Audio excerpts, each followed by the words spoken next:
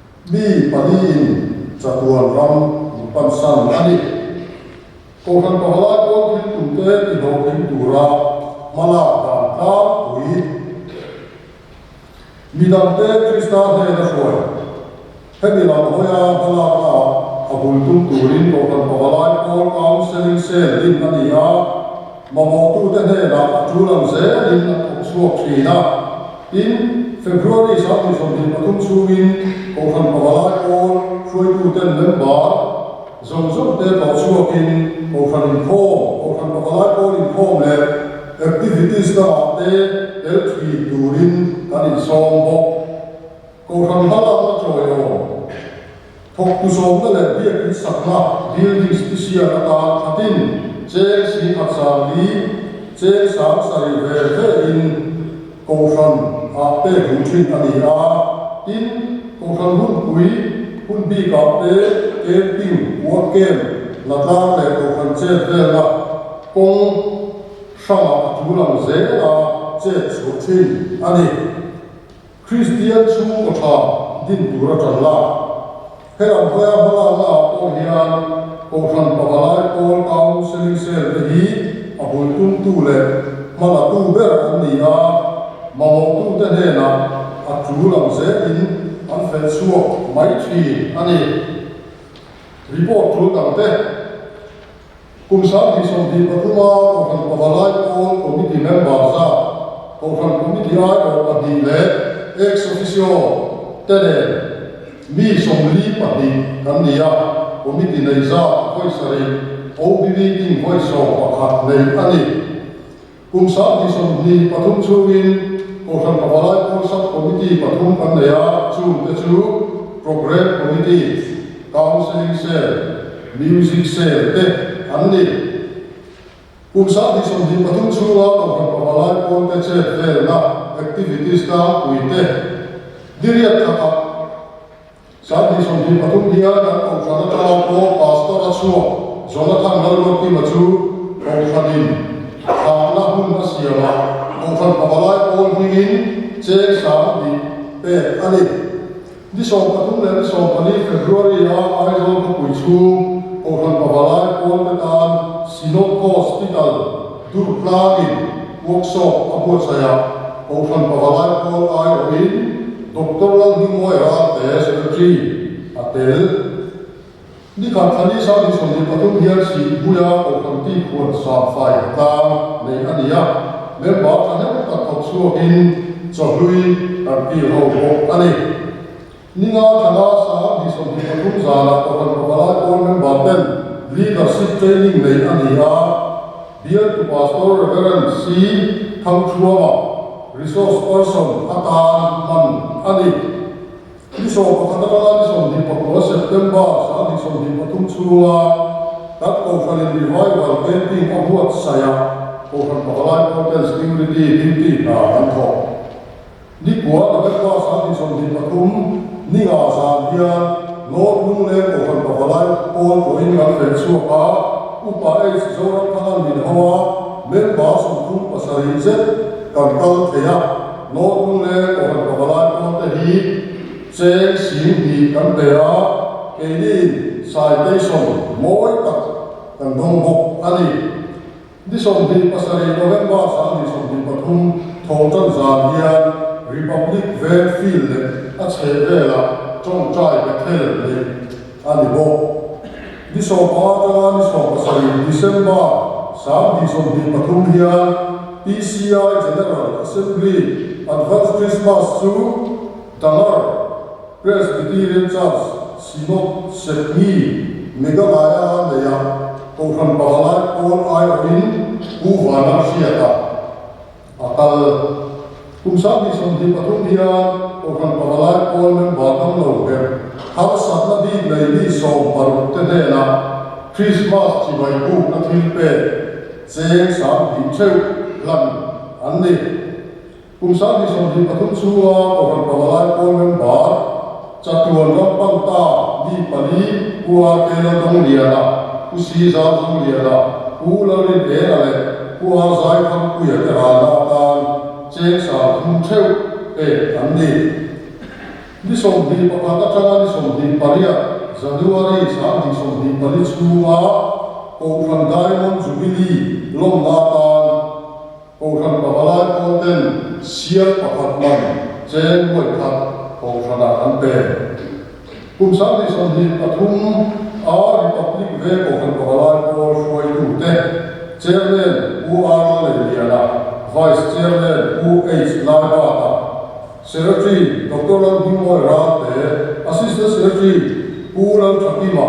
Treasurer Puaral Kamoya, Finance Secretary PHCS Nalreva, Report to Aral Kamoya, Assistant Secretary. National Republic Vietnam ko from Overlay Politic, again from Nagla, story of Soro.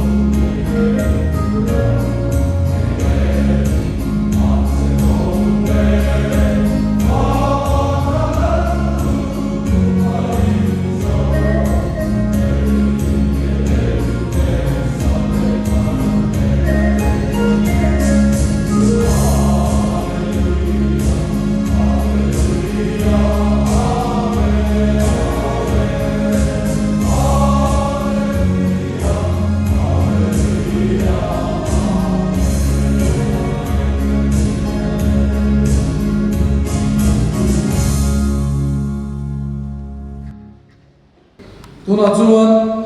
college bank ko from Overlay Pol changin report kan ngai thanga report kan ngai thak zo hian Republic Bank ko from Overlay Pol sai Pol te so nam ngai levin an lo ding an don ya college bank ko from Overlay Pol changin report ko from Overlay Pol report ko from report ngai tha ila ko san ning college ko san Overlay Pol KPP din chan ni som panga bas sam ni le so ko san din mun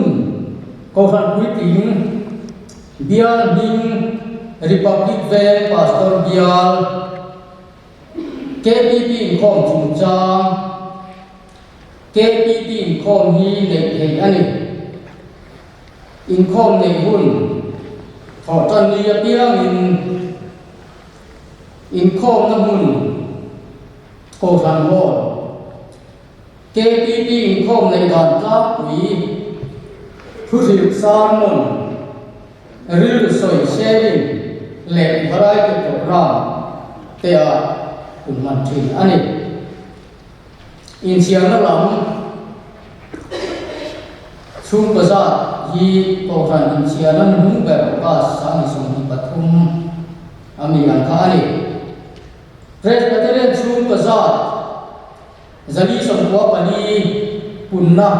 Pakwa KPP member on the Chung Baza Zanile Somle Pathum Punna Ali KPP on the Chung Kwa Nitin Chung Inkom Ne Theiza Zanile Somle Pakhat Kiamna Pani KPP member Zongzong Za Zanile Somle Pathum Punna Ali Kumsanile Somle Pathum KPP member Chisa Pani Kiamna Pani Ani KPP Thil Tumte Kibo Tim Turam Hala Atla Ui Midang Tajistan De Na Suai Ya Thusil Na Hun Mang Tu Chen Katen Thupuya An Mang China Tim member La Te Tlo Chua Ka Rong Bo Na Hun Man Chin Ani Toka Team Sport Te Natla Te Variety Program Ne Kele Ti Tur Chan Vo In Pe Kya Hala Chin Ani Ko San Hala Na Troi Om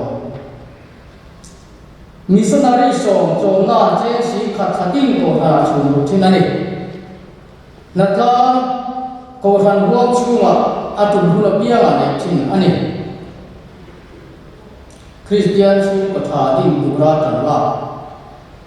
Member Harsa Nane Len Chin Khite Anina Len Chila Kong Chin Anni Tin Thusil Tu Chen Kat Ten Thupuya An Mang Chin Bo Trong Trai Bo Thupuya Thupo Man Chin Ani Bo Ani Report Tu Dam Te Kan Ko Sana Tanga Chua Pro Pastor Emmanuel Hilal Himoya Tha Na Le Na China Kim Pe Chen Sang Hi Niriat January Sang Hi Pathum Khan Pe Ani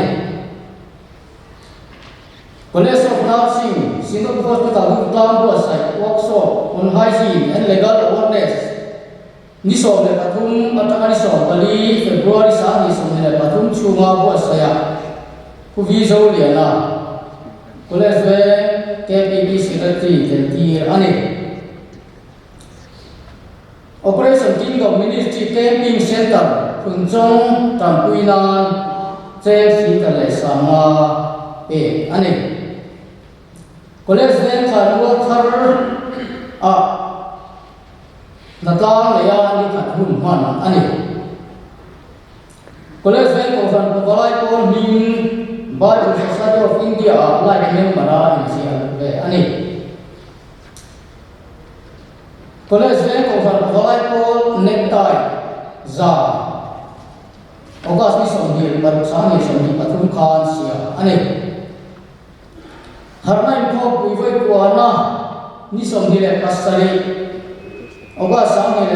Somhil Pathum Pathia Ni Zana Fakna Ha Kanhana Lim Le Ani Member Oral Rana Tanya Che Samthun Pekina Nina Kumina Hian Kan Member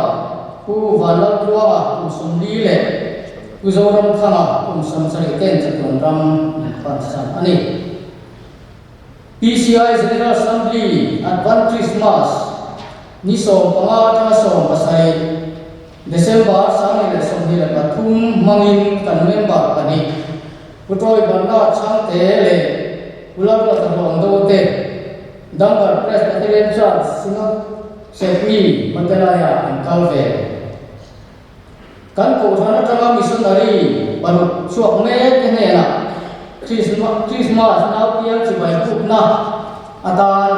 chen sam ni the kum sam ni sum di la kum sum khan pe an ni kole se ko san ba balai ko ten kum sam ni la sum di la thum chung in ko san pa di sate le mual pui di thel ba balai ko san ko san te joint service nei puya fe so ani kha kan report pe ke ni sela report pe tu ke la rin puya si secretary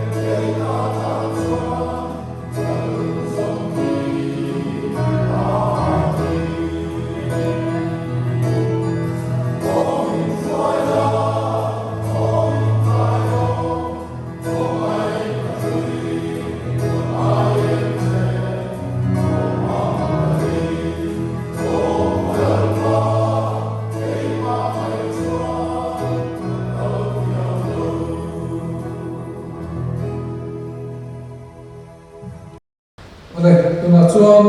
Republic Vel Thang ko ro ka vai ko join report kan ngai tha ama report kan ngai thau so hian college vel ko ro ka vai ko sai ko te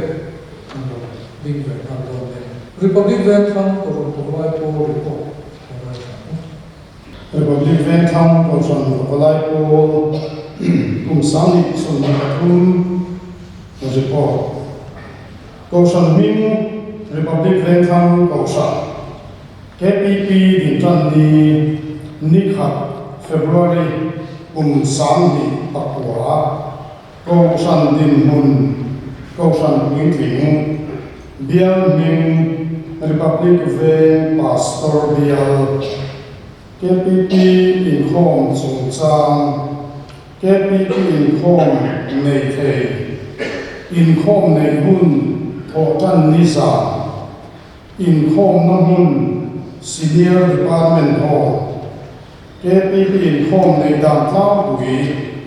thổ chân đi giảm bia viên anh em không chỉ thổ lòng còn trên anh em chân tu anh ông chỉ trong trai ruột này giết anh em in không cả quy đàn sang sang anh em thổ sĩ tu này in không thế dài có hôn mana bắt sang tu mi bắt hôn ruột thế riêng rồi soi hôn mana asoi tu mi pan đi em bắt hôn em ruột bị oma hôn man lệ riêng rồi soi na hôn thấu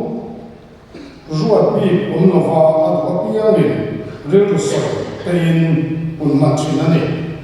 in xiên nam Presbyterian School của sa zathum soma par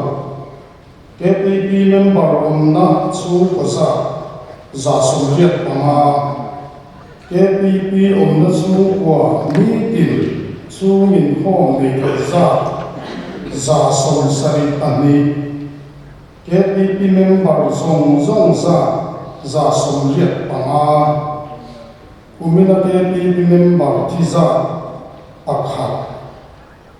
KPP thil dumte tino thing tura malak dan tlang ui pakhat lam bidang te Kristan ne na shuai kholai mun rem chang te pathian thu soi street preaching le tong tai na hun zan rem chang ne thin na nia khohar ina te dam lo ina te le mamo tu te len chilin pathian thuai um na nein trong trai hồ thìn này câu san hala na trôi hồ câu san mình không quý trên lệ câu san hun quý à chú là mình traffic and security te thing quý lùm te rồi buat say đi chua phát na te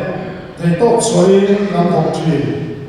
September song ariat atanga samni pakwa chunga kan câu sanin hạt thar le na camping abuat saya erong bol na kan thoka camping dan hian chen si khat kan tho biak in khar sak na tur chen si nga ko sana kan chung lu Christian chu patha din tura chan na in khom na thu sin tu in soi tel thin na nia kan in khoma trong trai rual kan nei in thupuya te thin ani bo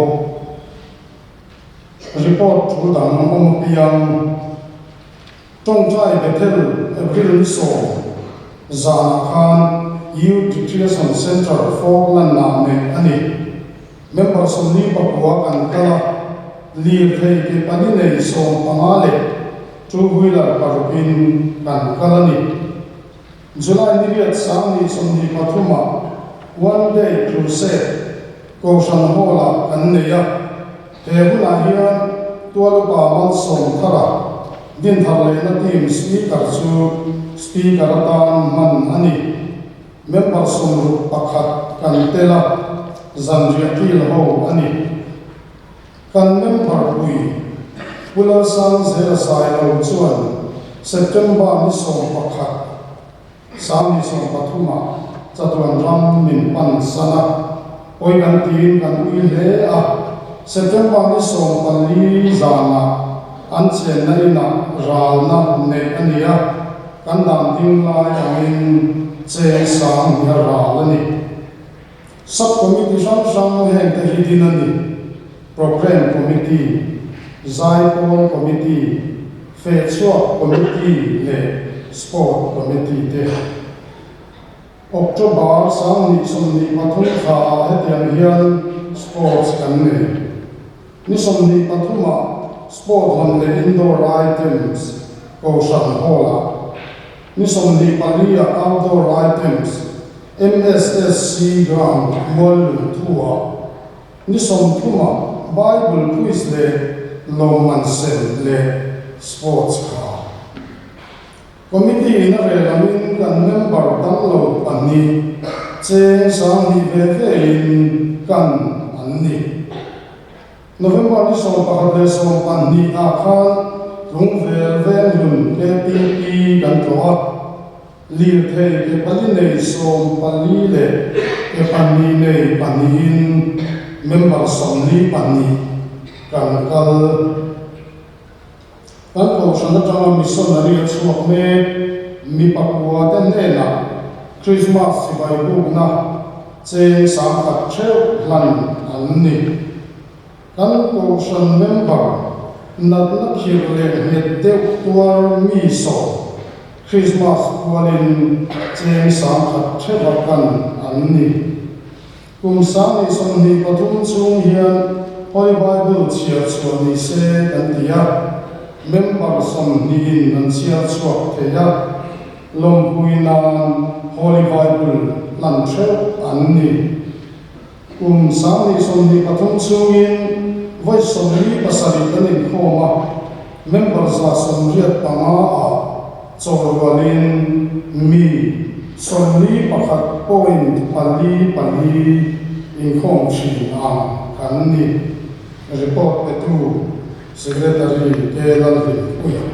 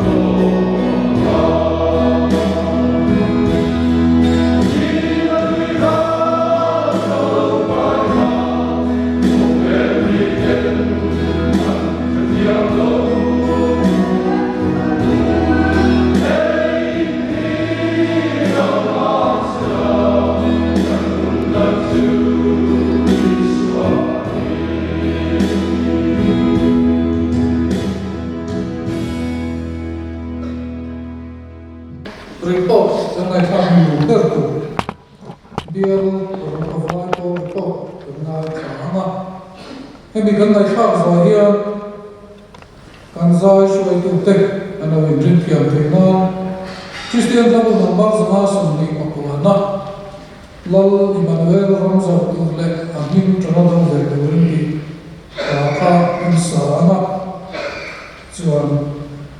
lau pa trong trại rồi đi còn hùng còn đi to rồi tu nào biar siap tu lo sen baru biasa zanina jadi kopi veng pasal biar overlay pol biar indo form voi di dalam pot kumsam di sini kali kita kalau mai report form ni sinokin upload site ani kan lo mai kha tuang khanin kan ri tu athil lo mai te ya sundin te man chuan le la hu na kha la wa to chunga ko kha chu tiang buk chuan ke ni dia a o hian tin ai to kran mai chia lam dia ten ni to yong ti lo ta ti Christian Chalai po te ko hantel pe se tiang kan tin mon tak te hin ni se thiam pe se ko maya mai lo se ko fu pa le fe ko fu committee te le ko fu meeting ni han joy oma ni lo se hi lo mo ni tin tan ni ko pui da na hia bia tam chen khata chuan ro re te kon ti le to ini lam aizo lam ai chuanin ro re tak ki chu tu ma hi kan la tui pui lo dem em ni ti kha kan sui lam tel ani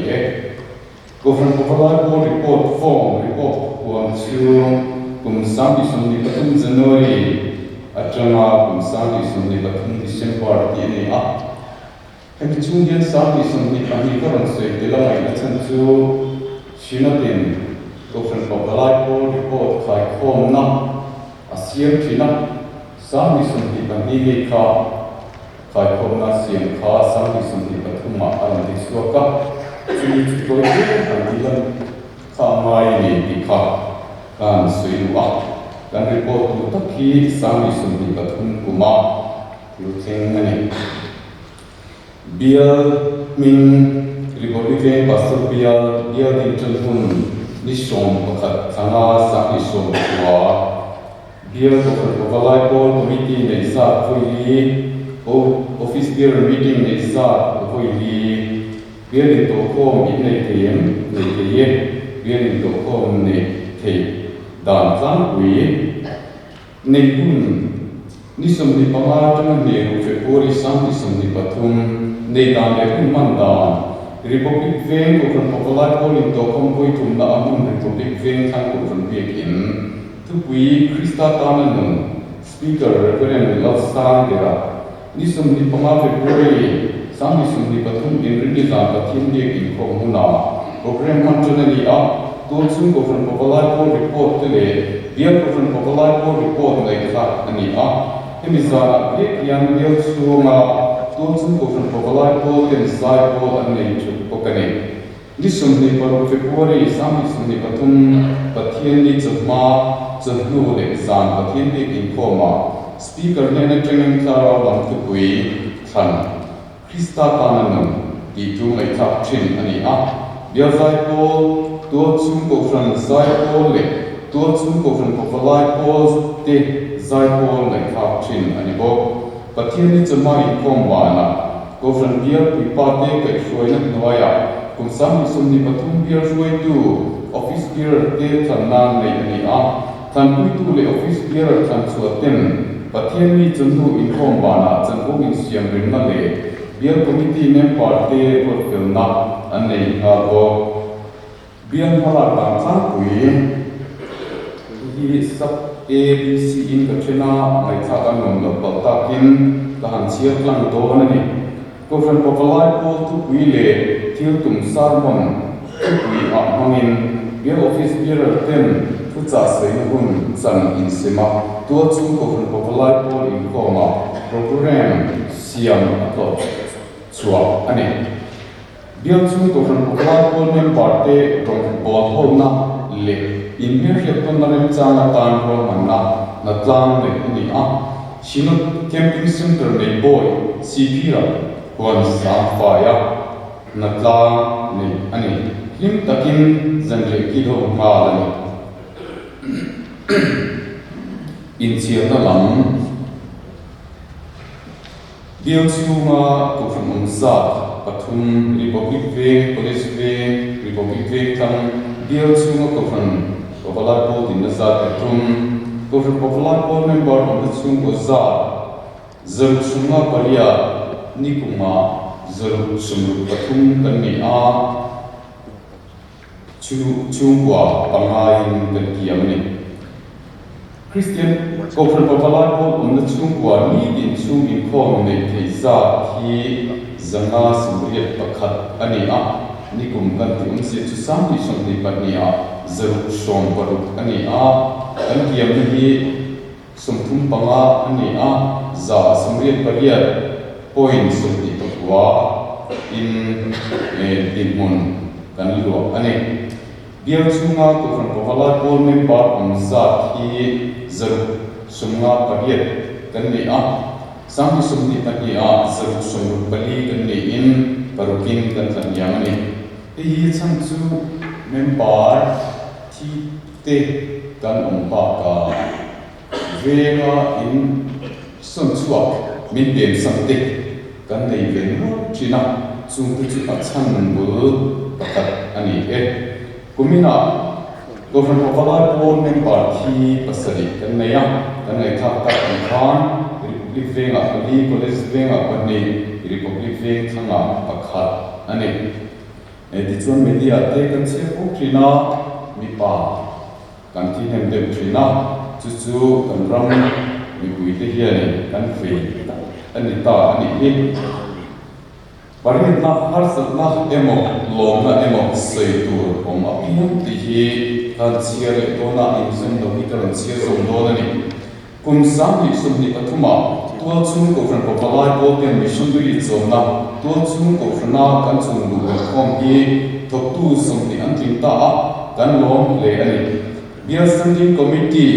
ni thum khathum sam ni sum ni pathum chuan bia ko fran popalai po ni to khom hun bi te nei renti sanna lekha number RTD das som pasari public sam hi somni pathum public 1 ni thum tharo sam hi somni pathum min pe a kan long tak mewani ko from popalai po te to chung le bial pon ram ta fiu ko le fe chua te ko from tan palak na kut ke changkai kan ni chome zeli lom kan ti le ko from na chiat ni chat ni le me har so te chom do le puina ma kan la be zel ko from popalai po evangelical sel malak na to chu ni la te du mai tu na to kin chan kan la ka zel ni purom kan ti le ani Christian chung kwa din na ko nga chanem mai takin ma kan la me zel ani kot khera tu fi prong bona kal pui thei kan om hi kan lom le ani ko ran popalai po to chung le peer report khai khom na du Bulina Revival Committee Sami Somni Pathum Mizoram Synod in Abot Saya Govern Popalai Po Dialing To Za Sunga Pasari Sumi Om Sietsu Pasabiya Zani Pakata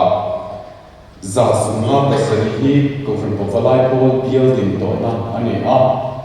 Biya Ding Lo Somni Pani An Ombokane Chu Tiang Zinga Chuan To Chung Govern Popalai Po Dinna Govern Za Som Sari Pani Zinga Kum Sami Somni Pani A Kan Biel Din Hon Lang Pabi Ket Etiam Hine Pakat Na Chu In Kom Ne Cha Pastor Biel Som Chana Pani Na Ni In Za Asim Ko Pani Poim Som Ko Pakat Kan Tinga Ehi Sakat Sami Somni Pani Kum Ami Ani Pani Na Member Tam Na Pastor Biel Som Chana Pathum na ni in member zaru som bali kan om pathum na member thi somai tam om na pastor bial te a bali na ni in member som bali kan chan bali na republic ko kan popalai po mun hi a lam na an neya ko kan popalai po member om na chung ko tam na ko kan som te chala bali na ni in member zani somga paru an neya Govern Popalai Po member tam na govern som te a pariat na thau ni in member zani sunga par an nei tuam chu ko fran babalai te republic fem din kum sambi pariat ni in kum som par na an me ka republic fem thang din kum sambi wa ni in kum som pangana an me ka college fem din kum sambi som ni in kum som palina alo ni ta a hen kan fet te hi kan lom le ani report te tu viso ni na secretary republic fem pastor pier to fan populai po report the march resulta report te kha silon revival department report form an siam sa min tuan chu ko san report le bial report te po ka website ani kha an soi le wa ti chuan pathian kan fa le choi moi na Christian level number zama le sumhi le pakuana la Emmanuel ram sa tur le amin tralado ve hia mi fing le rem sia pen an dai zolo kan ko wa lam panamata ti da ti kan sa ana kan sa zo no pa tong trai na ma tong trai la din ani kho kan tri na kan in kho kan tri lu a kha so lam tua la son ting pui in hậu tu wat sai pathian choi manan lo sa